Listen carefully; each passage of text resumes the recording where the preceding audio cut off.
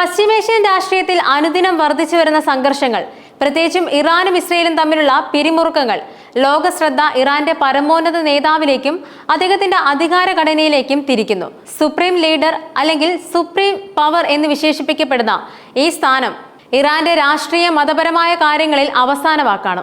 എന്നാൽ ഈ നിർണായക അധികാര സ്ഥാനത്തിന് ഇന്ത്യൻ വേരുകൾ ഉണ്ടായിരുന്നുവെന്ന വാർത്ത നിലവിലെ രാഷ്ട്രീയ സാഹചര്യങ്ങൾക്ക് പുതിയൊരു മാനം നൽകുന്നുണ്ട്.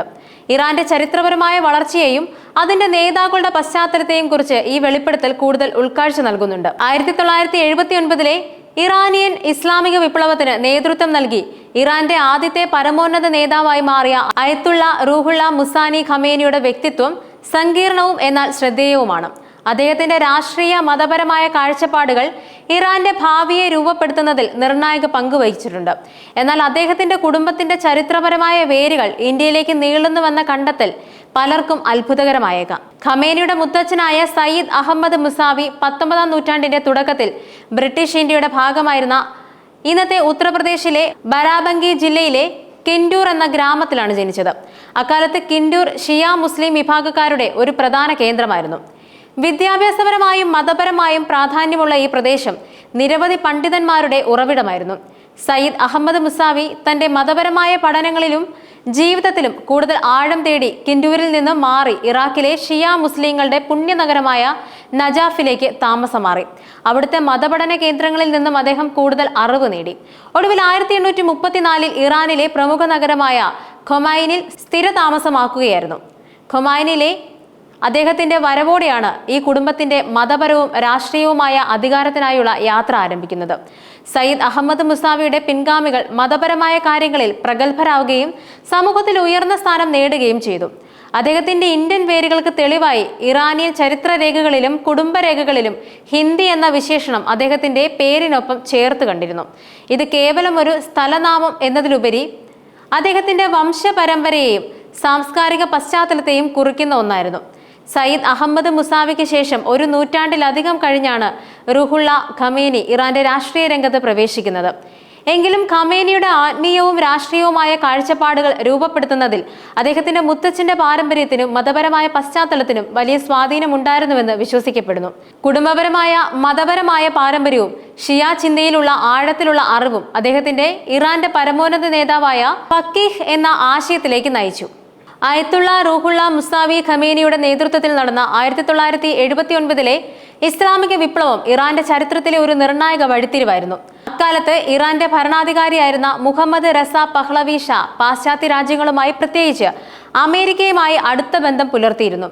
ഷായുടെ ഭരണത്തിനെതിരെ രാജ്യത്ത് കടുത്ത ജനരോഷം ഉയർന്നിരുന്നു. പടിഞ്ഞാറൻ സ്വാധീനം, സാമ്പത്തിക അസമത്വങ്ങൾ, രാഷ്ട്രീയ അടിച്ചമർത്തലുകൾ എന്നിവയെല്ലാം ജനങ്ങളെ പ്രകോപിപ്പിച്ചു. ഈ സാഹചര്യത്തിൽ ഫ്രാൻസിൽ പ്രവാസത്തിൽ കഴിഞ്ഞിരുന്ന ഖമേനി തന്റെ ശക്തമായ പ്രസംഗങ്ങളിലൂടെയും സന്ദേശങ്ങളിലൂടെയും ജനങ്ങളെ ഒന്നിപ്പിച്ചു. വിപ്ലവം വിജയിക്കുകയും ഷാ രാജ്യം വിട്ടുപോവുകയും ചെയ്തതോടെ ഇസ്ലാമിക് റിപ്പബ്ലിക് ഓഫ് ഇറാൻ സ്ഥാപിക്കപ്പെട്ടു. ഖമേനി ഇറാന്റെ ആദ്യത്തെ പരമോന്നത നേതാവായി അധികാരമേറ്റു. ഇത് ഇറാന്റെ രാഷ്ട്രീയ, സാമൂഹിക, മതപരമായ ജീവിതത്തിൽ സമൂലമായ മാറ്റങ്ങൾക്ക് വഴിയൊരുക്കി. പടിഞ്ഞാറൻ സ്വാധീനത്തിൽ നിന്ന് മാറി ഒരു ഇസ്ലാമിക രാഷ്ട്രമായി ഇറാൻ നിലകൊണ്ടു. ഖമേനി 1989 അന്തരിക്കുന്നതുവരെ ഇറാന്റെ പരമോന്നത നേതാവായി ഉന്നതമായ അധികാര സ്ഥാനങ്ങളിൽ ഇരുന്നിട്ടും റൂഹുള്ള ഖമേനി ഒരു എളിമയുള്ള നേതാവായിട്ടാണ് അറിയപ്പെട്ടത്. ടെഹ്റാനിലെ തന്റെ എളിയ ഒറ്റനില വീട്ടിൽ താമസിച്ച അദ്ദേഹം ആഡംബരങ്ങളിൽ നിന്നും പൂർണ്ണമായും വിട്ടുനിന്നു. അദ്ദേഹത്തിന്റെ ജീവിത രീതി സാധാരണ ജനങ്ങളുമായി അടുപ്പം പുലർത്തുന്നതായിരുന്നു. ഒരു സംഭവം ഇതിന് ഉദാഹരണവുമാണ്. അദ്ദേഹത്തിന്റെ അയൽക്കാരനായിരുന്ന സയ്യിദ് മഹ്ദി ഇമാം ജമാഹ് ഖമേനിക്ക് വീട് സൗജന്യമായി വാഗ്ദാനം ചെയ്തു. എന്നാൽ ഖമേനി അത് സ്വീകരിക്കാൻ തയ്യാറായില്ല. പകരം ആ വീടിന് 1000 റിയാലുകൾ നൽകി.